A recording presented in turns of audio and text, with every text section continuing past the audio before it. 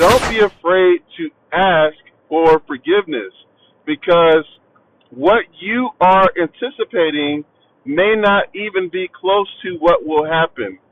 I think many of us are afraid to ask certain people for forgiveness because the very act of going to them and asking is an act of vulnerability, and we don't like to feel vulnerable typically as human beings, especially us men.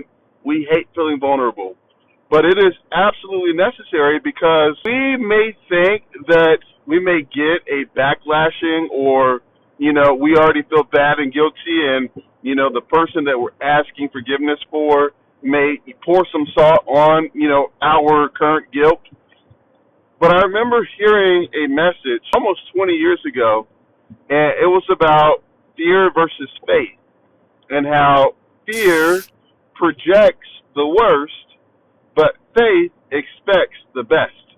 I love that one-liner. It is awesome. And so a lot of times in our minds, we kind of anticipate how the scenario is going to go, and it makes us afraid, and then we don't even go and ask for forgiveness, which holds the whole situation up.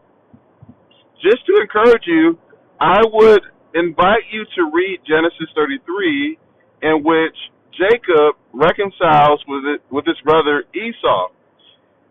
If you are familiar with Genesis, Jacob actually steals Esau's birthright, which is the right to Isaac's inheritance, from him through deception. And right after he does that, Esau vows to kill him after Isaac dies. But before he does, Rebekah sends Jacob off to be with Laban, and that's how he gets with Laban and meets his wives, etc., etc. But once God tells Jacob to leave from Laban and go back to the promised land, he hears that his brother Esau is coming with 400 men to meet him. And so he gets afraid and he starts sending gifts. And once he sees his brother, he bows down 7 times before he gets to him.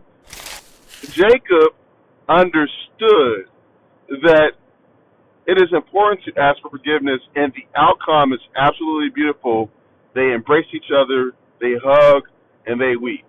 And so I just want to encourage you by saying again, fear projects the worst, but faith expects the best.